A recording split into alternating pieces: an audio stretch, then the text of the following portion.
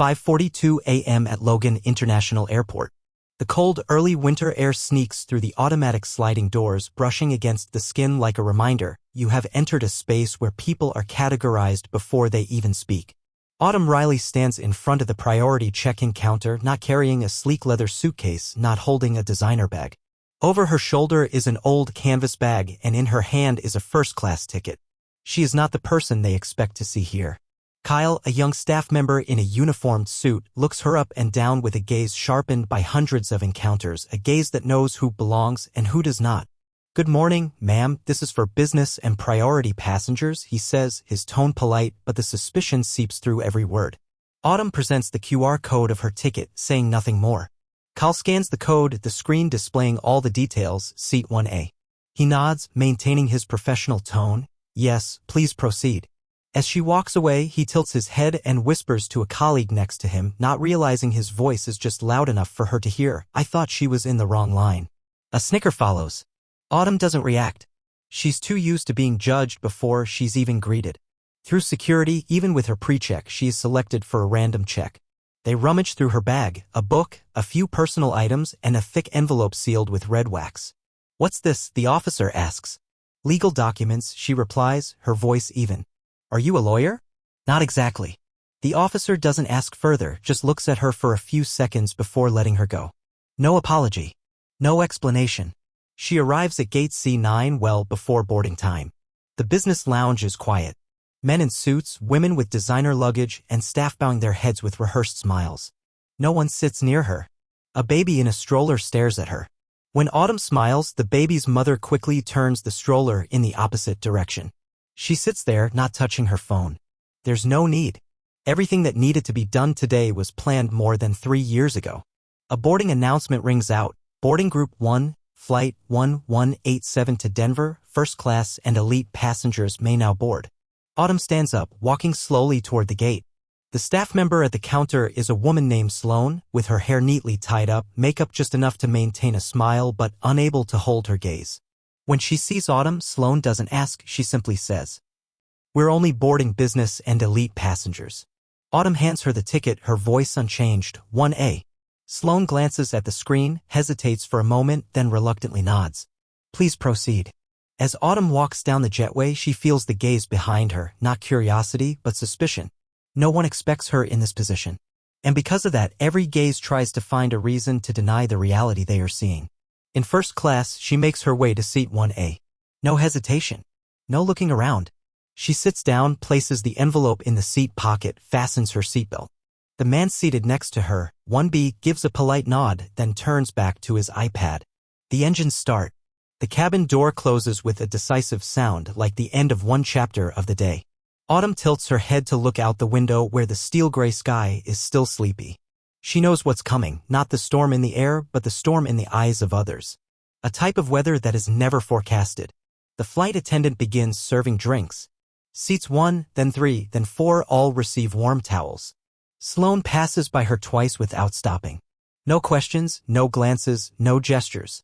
Autumn doesn't lift a hand. She doesn't need the towel. She only needs to observe. Breakfast is served. No menu is handed to her. No one asks what she would like to eat. When she gently asks, "Did I get overlooked?" Sloan turns back with a strained smile. "Oh, I'm not sure if your ticket includes a meal." "First-class ticket," Autumn emphasizes gently. "I'll check again." 15 minutes later, the meal arrives, cold fish, lumpy rice, wilted vegetables. Autumn doesn't touch it. She closes the lid and gently pushes the tray forward. She doesn't need the meal. She needs to know how they react to someone they think isn't important. About an hour after takeoff, a taller staff member wearing a name tag that reads Bryce approaches her. He bends down, speaking in a low voice. "Sorry, Ms. Riley, there's a small issue with the system. Could you please show your ticket again to confirm your seat?" Autumn hands him her phone, her hand steady. Bryce stares at the screen, longer than necessary. "It's probably just a small system glitch. I'll note it down." No apology. Autumn says nothing. She only looks out the window, her hand gently brushing the wax-sealed envelope as if reminding herself, everything is unfolding just as expected. And when the plane begins to descend, Sloan returns one last time. "Ms. Riley, due to weight distribution, we ask that you move to seat 17D. Autumn looks at her, her eyes unflinching. "Weight distribution?" she asks. It's just a procedure. I'll stay in this seat. Sloane stands still for a moment, then nods and walks away. No pressure. No pleading. But Autumn knows this isn't over. When the plane touches down on the runway, the cabin shakes lightly. Autumn doesn't exhale in relief. She doesn't feel lighter. There is only one feeling: confirmation. Everything she needed has been recorded: the looks, the words, the silence, and the things that seemed incidental. She is not a first-class passenger. She's the supervisor no one knows is on this flight. And everything from here is just beginning. At 8:27 a.m., Denver International Airport is bathed in the cold, white light from the halogen ceiling lights. Passengers line up at the baggage claim counters, weary from the early flight. But Autumn Riley is not tired. She walks out of the gate, unhurried, the canvas bag slung over her shoulder, the red-waxed envelope lying quietly in the inside pocket of her coat like a secret key. A man in a suit waits for her in the short corridor between the arrival area and the administrative zone. No name tag, no introduction. His face reminds her more of someone you'd encounter at shareholder meetings than at an airport. "Ms. Riley?" he asks quietly, as though not wanting anyone else to hear. She simply nods. "Please follow me. The coordination room is waiting for you on the second floor. There are a few issues that need to be clarified regarding Flight 1187. Autumn is not surprised. She doesn't ask any further questions.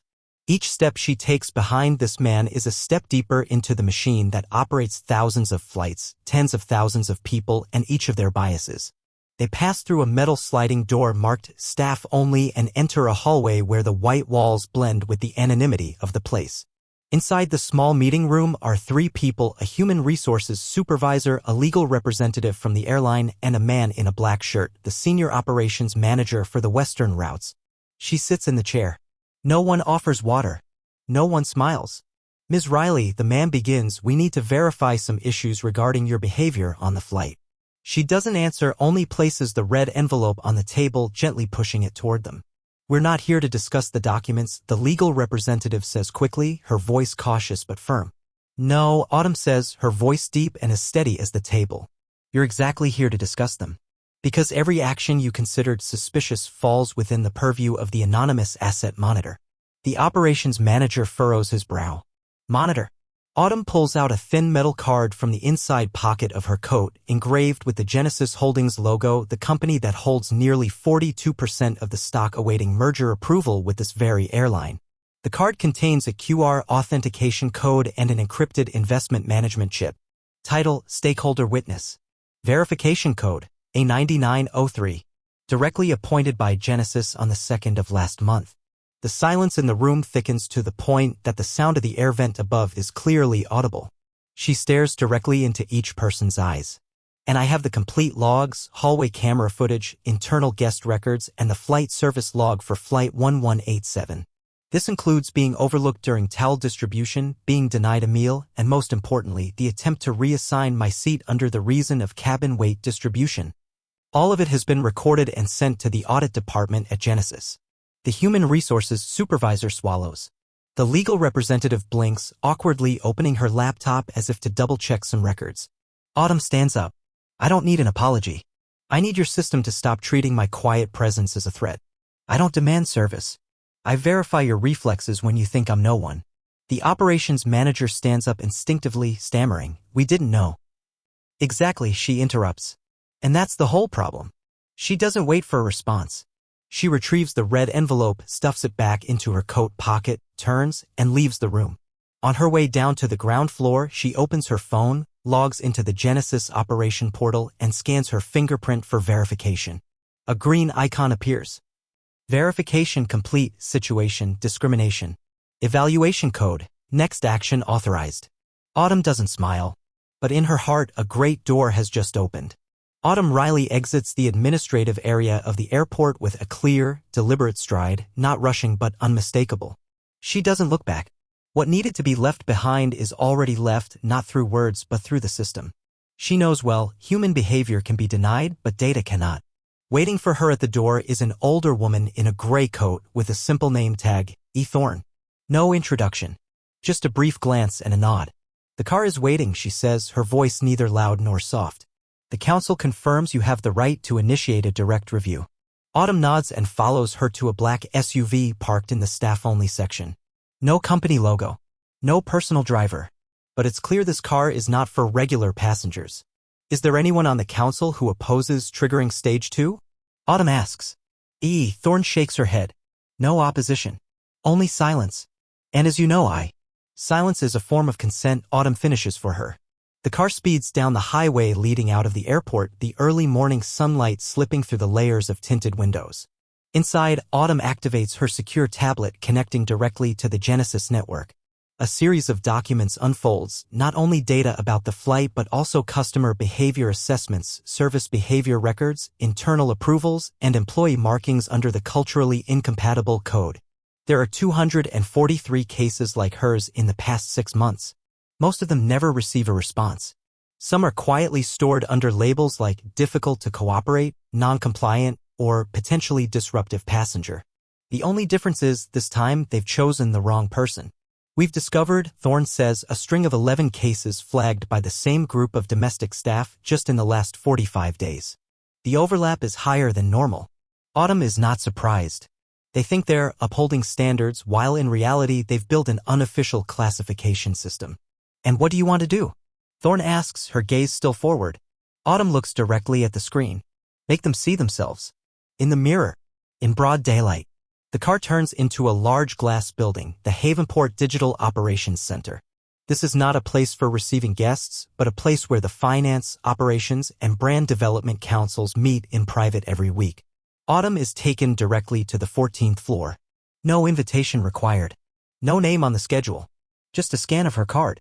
In front of the large conference room glass door, the young secretary almost stands up to stop her, but pauses when the scanner by the desk beeps a ting, confirming her Genesis priority access. She opens the door, steps inside as quietly as an unannounced melody. There are 8 people in the room, all of them turn to face her. No one recognizes her. But one person stands up first. Leonard Westbrook, Regional Strategic Development Director. His face turns pale. He knows who she is, just not when she would show up. Ms. Riley, he stammers. Autumn places the tablet on the table, not sitting down. There are 243 cases of discrimination within your internal system. Of these, 39 cases led to permanent customer loss and 12 led to potential lawsuits. But I'm not here to discuss numbers. She glances around the room, pausing at each pair of eyes avoiding hers. I'm here to offer a choice. Either you start rebuilding your service system based on actual criteria, competency, not assumptions. Or I withdraw my endorsement for the merger deal that's waiting for my approval. A woman at the end of the table quietly asks, so, this is blackmail? Autumn turns back and looks her straight in the eye. No. This is a verification of value. I'm not asking for money. I'm asking for awareness. And if this company can't recognize that unless threatened, then it's not worthy of my investment. She stands tall, her eyes not leaving the screen behind them, where the chart of violations from cabin crew to ground staff is now visible. You all have 1 hour, she says before leaving the room. After that, I'll sign, or I won't. The door closes gently. But inside, no one remains calm. The 14th floor conference room falls into a long silence after Autumn leaves. No one stands, no one makes a call. Each person faces an ever-growing storm inside them, not about money, but about the loss of control. Leonard Westbrook is the first to speak. How much time do we really have? 59 minutes, an assistant outside the room responds through the intercom. Her voice trembles. Immediately, the room turns into an emergency response center. Phones light up. Laptops open. A legal team is summoned via video. Everyone understands, if Autumn retracts her signature, a single signature, the entire $4.1 billion merger deal will be indefinitely suspended. But what truly scares them is not the number. It's what Autumn brought with her, a silent monitoring system that had been operating long before they knew. It has recorded, analyzed, and is now playing back every deviation they had ignored or condoned. One person from the finance team, named Mendez, frowns as he looks at the chart now displayed on the large screen. Passengers with distinctive appearance features were rechecked 2.4 times more frequently. The rate of denied upgrades without valid reasons was 3.7 times higher, and most notably, the same cabin crew group repeated behavior in 60% of the cases. We've built a process that seems professional but is actually manipulated by emotion and bias, he says. It's not the process, the woman from HR corrects, it's the culture. And it's rotten from the core. At the same time, Autumn does not leave the building. She sits alone in the 17th floor lounge, a quiet space far enough away from prying eyes. A cup of tea rests beside her. No phone. No open laptop. She doesn't need to do anything. She has already set all the pieces before the first move. A small screen mounted on the wall displays the news in the background. Havenport Airlines prepares to finalize its merger with Eastern Pacific Holdings this week. Autumn glances at it briefly, expressionless. At that moment, a coded message from Genesis appears on her personal device. They are drafting an internal reform statement. 18 staff members on hold. Proposal to be signed within 45 minutes. Awaiting your confirmation. She doesn't reply. In the conference room, the tension continues to rise as one of the audit committee members who thought they only needed a signature unexpectedly speaks up. They don't just need to change the rules. They need a leadership overhaul. Sloan Carter, the head flight attendant on that flight, is someone who's been complained about 3 times before. No action was taken. By whom? All eyes turn to Westbrook. Silence. Each person understands Autumn isn't asking for firings.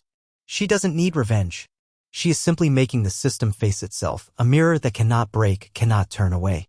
With only 10 minutes left, they agree on a plan. Establish an independent audit team, suspend all related staff, release the full report to financial partners within 72 hours, and for the first time, invite a Genesis representative into a permanent observer role at all service development meetings. Leonard stands up, adjusts his tie, walks out of the room, and heads for the elevator on the 17th floor. Upstairs, Autumn remains seated. When the door opens, she's not surprised to see him. The draft has been sent, Leonard says. We've made our decision. Autumn looks at him for a moment, then grabs her tablet, logs in quickly, scrolling through each point. After nearly 30 seconds, she says, it's still missing item number 9. The commitment to completely eliminate the covert customer rating system. Leonard swallows. I know that's not easy. But if that system still exists, no matter its form, then everything you just did was just theater. Silence. Update it. Then I'll sign, Autumn says. She doesn't need to shout. She doesn't need to threaten. But in her voice is an order. An order that comes from a deep understanding. True power is not in the voice, but in the ability to make others see their own mistakes without you pointing them out.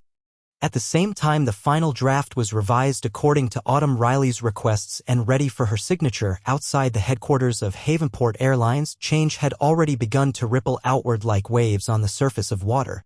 But for Autumn, that wasn't enough. An internal pledge was just a facade without a system to monitor it, and she never believed in facades. She believed in mechanisms and the will of the person operating them. That afternoon, Autumn didn't go home.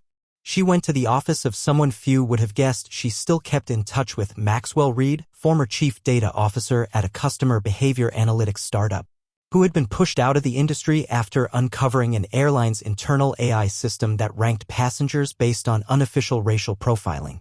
Autumn? You're looking for me. Maxwell was surprised when he opened the door to his small apartment in a quiet residential neighborhood on the city's west side. I need an independent monitoring platform. No media, no social networks. Just data collected, encrypted, and analyzed in real time.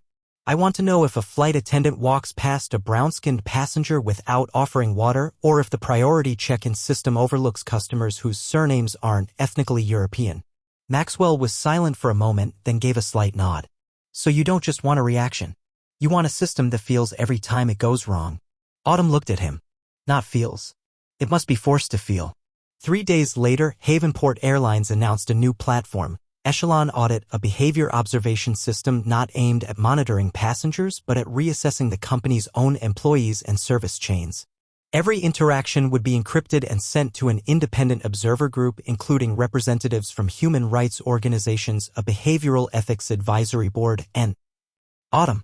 They called it a post-discrimination transparency ecosystem. Autumn didn't care about the name. She only cared about the outcome. But the most unexpected response came from someone thought to be cast out, Sloan Carter. Sloan didn't return to work immediately. After the disciplinary hearing, she disappeared from the online scheduling system. No one saw her at any airport. A week later, Autumn received a short email, no subject, no signature. You were right. I didn't see you. Not because I hated you, but because I was never taught to look. Thank you for not shouting. I heard you. No one knew whether Sloan would return to the industry. But Autumn knew she had already begun to change. And that mattered more than any document. On the top floor of Genesis Holdings headquarters, Autumn signed the final paper. The deal was activated. Assets shifted. Havenport received funding, but along with it, a permanent warning: from now on, every action would be watched, not to punish, but to remind. Respect doesn't come from familiarity, but from choosing to see people even when they are unlike yourself. As Autumn left the building, a light rain was falling. No escort. No driver. She still walked alone as always, but now every step carried a message. I don't need to fit into a pre-made seat. I can build the table myself. No one knew who had submitted the article. It appeared suddenly, like a cold draft slipping through a door thought to be shut tight. It wasn't published on mainstream outlets, but surfaced in a niche financial journal. The kind industry insiders read to anticipate tremors, not to chase headlines. The title was concise: The Silent Girl and the $4 billion Reckoning. It didn't mention Autumn by name, but anyone who had lived through the past few weeks knew exactly who it was about. The author, cloaked under the pseudonym Marlin 7, painted the portrait of a woman wielding quiet power, someone who had compelled an airline to overhaul its operational behavior with nothing more than a look. No shouting, no lawsuits, no social media storms. It sounded noble, but the article's final line pierced the pride like a needle through silk. Silence is also a form of manipulation, and when power goes unchecked, even silence can become a kind of violence. The piece spread quickly. Not like a scandal, but like a whisper passed between suit-clad professionals in closed group chats, often with comments like, "Has she gone too far? Is this justice, or just another kind of control?" Autumn knew. She received the article early from a legal advisor, someone who once told her, "Any power that grows too far will be doubted, especially when it comes from someone not born to have it." That afternoon, Autumn didn't go home. She walked to a small cafe in the old quarter, the same one where she once taught herself to read balance sheets from faded, recycled paper reports. She sat alone, no assistant, no escort. The article was still open on her phone, but she didn't reread it. Instead, she typed out an email, line by line, and sent it to a single address: Lanier@genesisgroup.com, chair of Genesis's Internal Oversight Board. Subject: Regarding the Marlin 7 article, I accept any form of review, oversight, or feedback from the board. I am not requesting any privilege, but I propose that, for the first time, Genesis publish the full contents of the organizational behavior audit, so that everyone can see what I've already proven. Not to protect me, but to prove that silence is not power. It is the tool of someone who was once forced to be silent. She hit send and set her phone down. 3 days later, Genesis released a 48-page internal report, the first of its kind in the company's history. It detailed cases of systemic discrimination, biased software structures, and patterns of internal communication laden with class and racial assumptions. The media erupted, but the shock wasn't in the numbers. It was in the recommendations list, signed by Autumn Riley herself. She didn't strike back with lawsuits or demands for compensation. Instead, she proposed the creation of an anonymous reporting system with AI integration to flag potential violations before they're submitted. She suggested that every airline employee undergo emotional training, not based on race, but on the ability to recognize the dignity in every passenger. Not because they were VIPs, but because they were human. At Havenport, internal factions emerged. One side pushed for a public apology. The other warned that any admission would only expose more weakness. The board split down the middle over 3 simple words. She knows. A young board member, attending for the first time, said something that made the room fall silent. "I'm not afraid of her because of her power. I'm afraid because she doesn't want to keep it for herself." Autumn neither responded nor appeared at the press conference. She only sent a 12-second voice recording. Her voice was low, steady, never rising. "Don't apologize to me. Stop making others endure what I had to." The black car stopped at the curb behind the glass building where Havenport's executive offices were housed. There was no red carpet, no welcoming party, just one man in a gray suit waiting, Leonard Westbrook, chief executive officer. Autumn stepped out of the car unrushed. She wore a light gray trench coat with no visible brand, a canvas bag slung over her shoulder as always. No entourage, no assistant, no laptop, no presentation deck. Just a demeanor that felt more like she was walking through a library than stepping into the lair of entrenched power. "Thank you for coming," Leonard said, his voice a mixture of courtesy and caution. "Can we speak in private?" "Of course," Autumn replied, her gaze unwavering. "As long as private doesn't mean hidden." They walked down the hallway on the 18th floor, a level reserved for executives. The doors were closed, the glass soundproofed, the decor expensive but cold. Leonard gestured for her to sit in one of the leather chairs at the long conference table, a place where backroom deals on staffing cuts and corporate culture had once been forged. Autumn didn't sit immediately. She stood still, scanning the room. "You know I prefer honesty over unnecessary politeness, don't you?" she said. Leonard nodded, trying to smile. Then Autumn continued, "Say it. What's the real reason for this meeting? A warning? A compromise? Or another offer to buy my silence, just at a higher price?" Leonard took a quiet breath. "I want to understand you. You don't need to understand me. You need to understand what I represent." "And what's that?" "The final boundary your kind can't cross without being seen." He paused. "I think maybe we overreacted. The procedures, sometimes they lack humanity." Autumn finally sat down. "It's not about procedures. It's about people conditioned by the system, trained to respond that way. You're not trying to fix the process, you're trying to preserve the structure without accepting the responsibility." Leonard rested his elbows on the table. "I'm not denying what happened. But you also have to understand every organization has operational limits. Not every passenger can be treated as a moral test for an airline." Autumn smiled, not because it was amusing, but because it was the perfect confession. "Exactly," she said. "But when that passenger holds the financial fate of your company, then every act of indifference comes at a cost." Leonard fell silent. Autumn opened her bag and took out a slim folder, a cross-reference between organizational behavior and direct financial consequences, a 12% drop in investor confidence, 3 delayed partnerships, and a draft memo outlining potential suspension of their expanded IPO in Asia. "You didn't invite me here to understand. You invited me here to negotiate," she said. "So let's speak honestly." Leonard looked at her. Her eyes held no anger, no intensity. Only one thing: they could not be manipulated. "What do you want?" he finally asked. Autumn answered slowly, "I want a system that doesn't need me to function correctly." Specifically.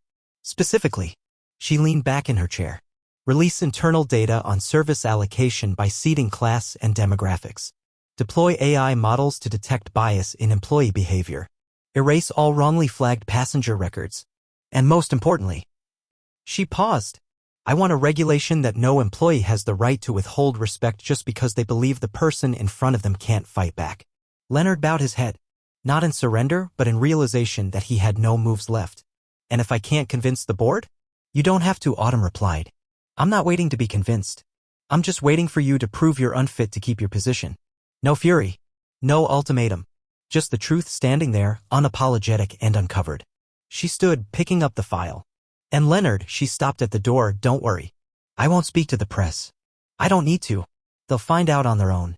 Because now your system has learned one thing: that silence can echo." And she left the room behind her, a CEO who had just learned the most important lesson of his career.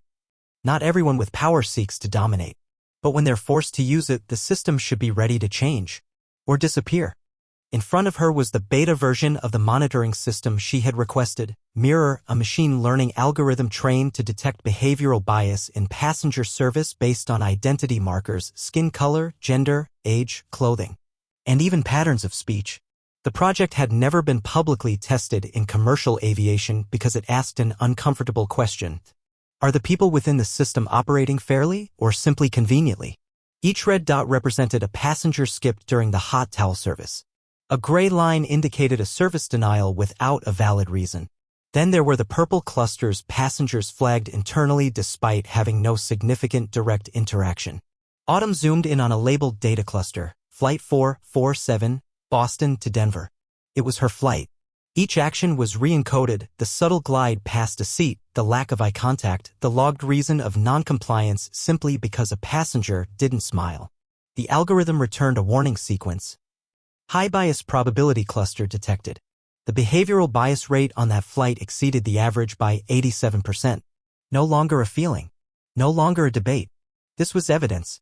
Autumn typed a command and sent the report to 3 departments: Human Resources, Legal, and Investment Oversight. She marked it urgent. Her phone rang. It was Naomi Bissett, Genesis's senior legal advisor. You're seriously about to disrupt an entire industry's service structure over a single flight? Autumn didn't hesitate. No. I'm using one flight to challenge the idea that someone can be dismissed simply because others believe they won't fight back. Naomi exhaled.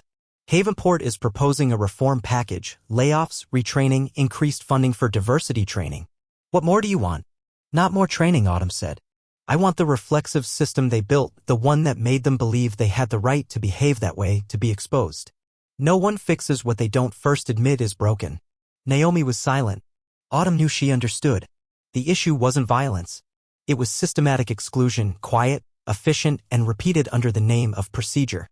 Autumn returned to her desk and issued the final command. Activate the mirror system across all Havenport Airlines flights for the most recent quarter.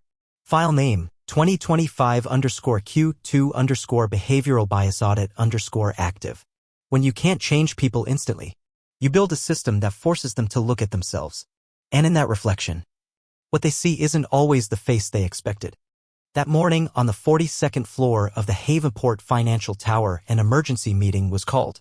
The Sapphire conference room, typically reserved for the highest levels of strategic discussion, was suddenly packed. The air was taut like a string pulled to its limit because everyone had seen the email. It wasn't a rumor. It was a PDF file. Sent from an anonymous address, it contained a report from a system that had never been publicly disclosed. Mirror Behavioral Bias Audit / Genesis Labs. The title was brief, cold.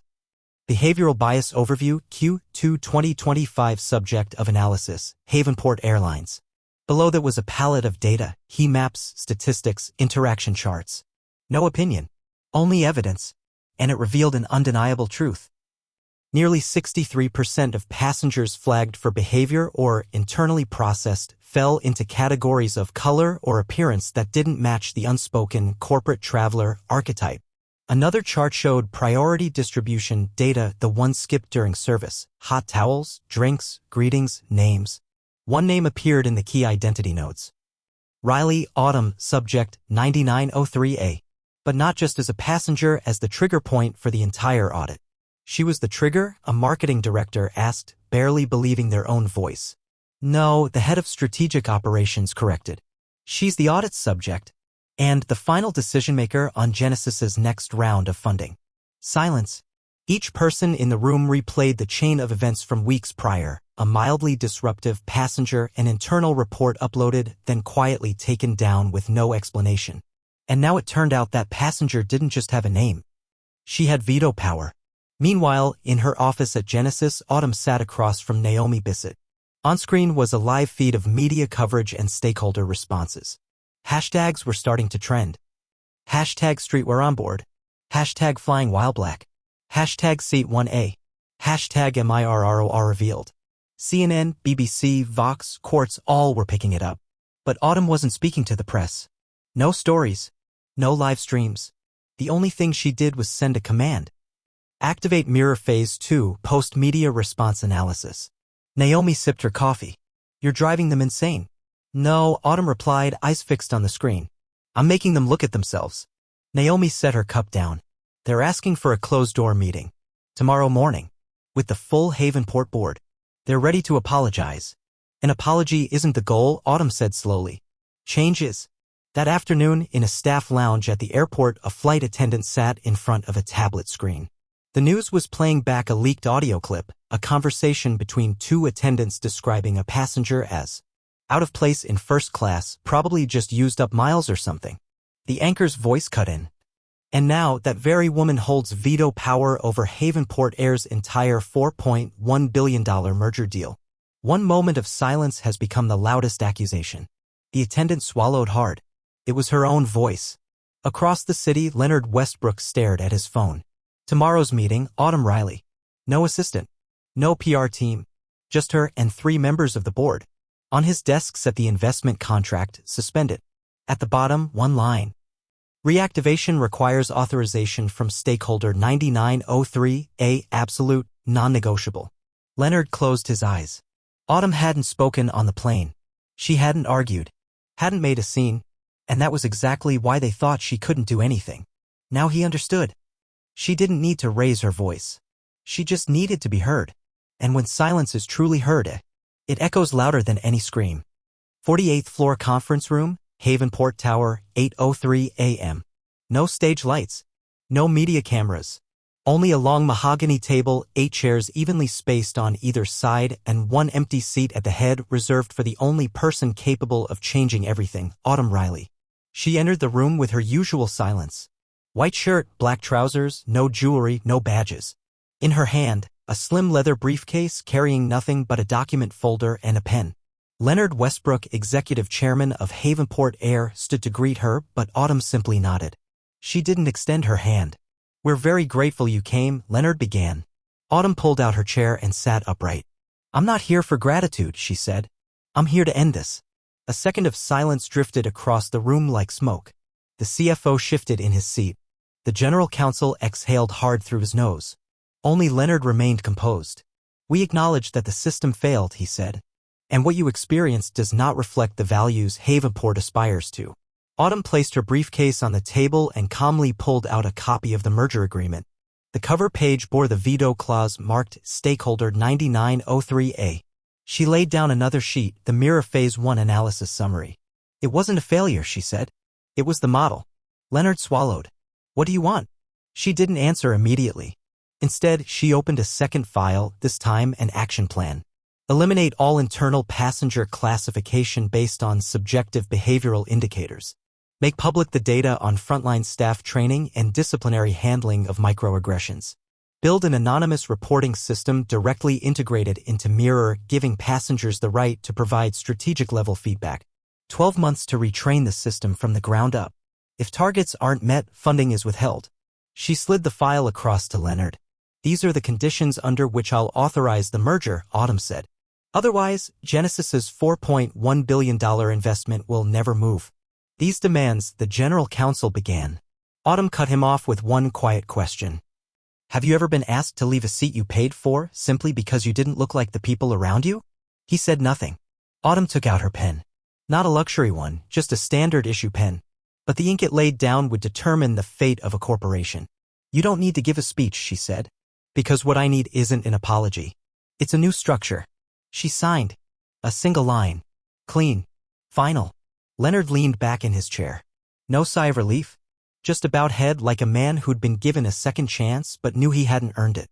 Autumn stood, collected her case, and gave one brief nod.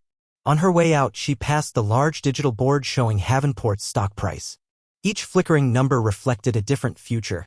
No one knew who had built Mirror A, but everyone knew who had activated it. A woman who never needed to raise her voice to be heard. In the elevator to the ground floor, Autumn's phone buzzed. A message from Naomi. "The headlines are out." She didn't demand power, she owned it. Autumn closed her eyes and leaned against the cold steel wall of the elevator. Not from exhaustion, but because, at last, everything had fallen into place. Silently. The way she had always walked through the storm.